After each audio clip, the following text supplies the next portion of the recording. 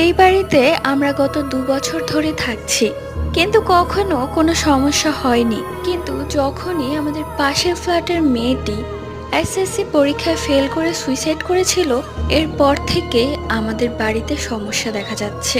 মেয়েটা যেদিন মারা যায় সেই দিন রাতের কথা, রাত 2টা কি 2:30 বাজে।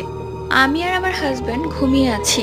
হঠাৎই আমার মনে হলো কেউ যেন ঘরে হাঁটাহাঁটি করছে। আমার আবার একটু শব্দ হলেই ঘুম ভেঙে যায়। আমি আবছা চোখে তাকিয়ে দেখলাম আমাদের ঘরে একটা মেয়ে হাঁটাহাঁটি করছে। তার চুলগুলো দিয়ে মুখটা ঢাকা, বোঝা যাচ্ছে না। আমি বেশ ভয় পেয়ে গেলাম, কারণ আমাদের এই ঘরে কোনো মেয়ে নেই। আমি এক চিৎকার দিয়ে উঠে বসলাম, সাথে সাথে আমার স্বামীরও ঘুম ভেঙে গেল।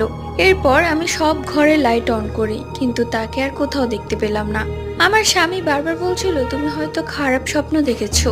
পরের দিন আমার স্বামীও সেই মেয়েটিকে দেখতে পায়। এরপর আমরা বাসা ছেড়ে